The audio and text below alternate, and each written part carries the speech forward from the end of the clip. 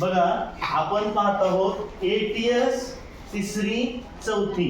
तिसरीला पण उपयोगाला येतं आणि चौथीला पण उपयोगाला येतं. आणि बघा हे फार महत्वाचं आहे. जोपर्यंत तुम्हाला हे समजलं की पुढचे बरेचसे गणित समजणार आहेत. तर आता पाव हजार, अर्धा हजार, पाऊण हजार ह्याच्यामध्ये आपला गोंधळ होतो.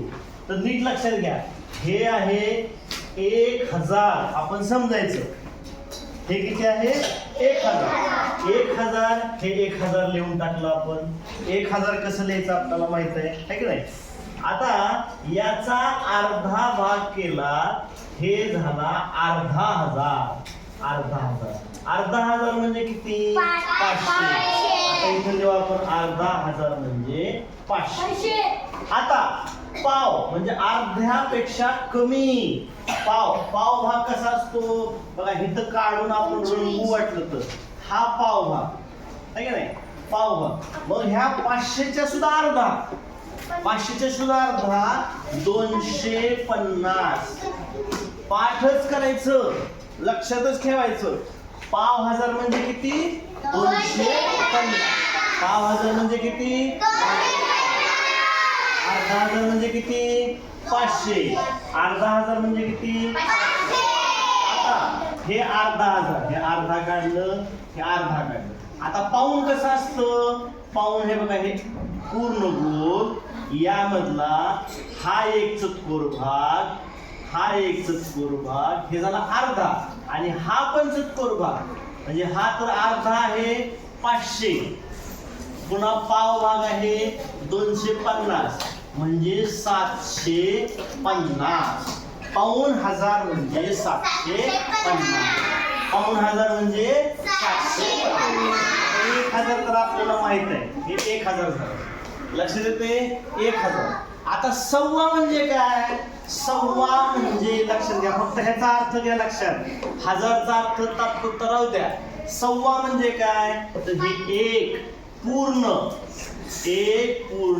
आणि चतकोर. आपण चपाती देतो पण आईला म्हणतो बघा, एक चपाती खाल्ली की आपण म्हणतो आईला मला चतकोर चपाती दे. चतकोर चपाती झाली म्हणजे एक आणि चतकोर, याला म्हणायचं सव्वा. याला म्हणायचं सव्वा. मग हे किती आहे 1000 आहे. हे आता पाव भाग आहे, पाव भाग म्हणजे 250 आहे.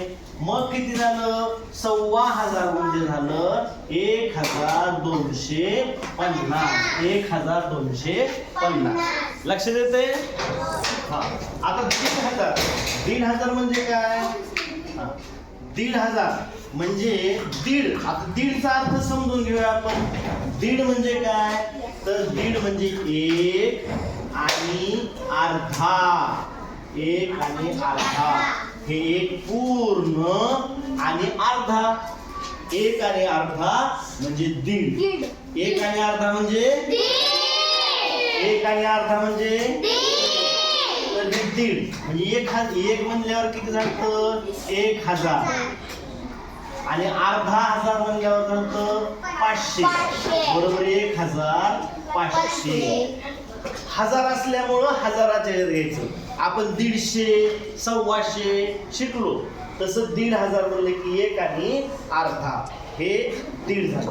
आता 2.5चा अर्थ समजून घ्या. 2.5 म्हणजे काय, हे एक. आपण एक चपाती खाल्ली, अजून काय म्हणलं आईला दिल सांगितली, अजून अर्धी चपाती दे म्हणलं. एक चपाती खाल्ली, अर्धी चपाती खाल्ली, दीड चपाती आपली पूर्ण संपून झाली. अजून काय म्हणलं आईला अजून चतकोर दे. मग आता किती झाली आपली एक आणि एक पाव, 2 पाव, 3 पाव म्हणजे पाऊण. एक आणि पाऊण, एक आणि पाऊण. एक आणि पाऊण म्हणलं की 2.25. 2 झालेत का पूर्ण, नाही झाले, 2.25 झालेत. म्हणजे एक आणि पाऊण. एक म्हणजे किती आहे, आता ही एक म्हणजे 1000 झाले माहिती आहे आपल्याला. पाऊण म्हणजे किती आहे, हे बघा इथे झाले पाऊण.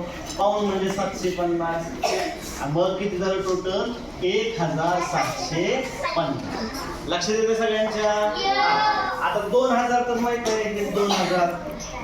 आता 2500 म्हणजे पुन्हा अजून आपली भूक वाढली, मोठं झालो आपण.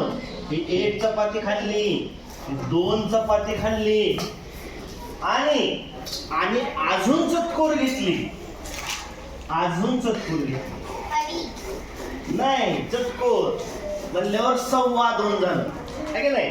एक हे 2 झाले, हे पाव झाले, एक आणि पाव, एक आणि पाव, एक आणि पाव म्हणजे काय झालं 2.25. म्हणजे ही 1000 झालं, ही 1000 अधिक ही 1000 आणि ही पाव, पाव इथं आहे 250 म्हणजे झालं 1250. लक्ष देते. 2500 म्हणजे काय, हे एक अर्धा, एक आणि अर्धा म्हणजे किती झालं, हे 2500. लक्ष देते. 2.25, 2.25 म्हणल्यावर किती झालं, एक 2 झाले आणि पाऊण 3 पाव, एक आणि 3 पाव, हे एक आणि ह्याच्यातला पाव भाग, एक आणि पाव म्हणजे 2.25. पुन्हा हे अर्धा आणि हे 3 पाव, 1 पाव 2 पाव 3 पाव, 1 पाव 2 पाव आणि 3 पाव. मग 3 पाव म्हणजे किती झालं, 2.25 झालं, 2.25. 1 झालं, 2 झालं आणि 3 पाव, 3 पूर्ण झालेले नाही. लक्षात घ्या.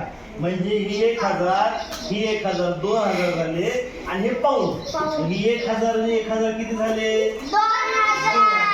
आणि पाऊण म्हणजे किती आहे, पाऊण म्हणजे किती, हा टोटल झालं 2750.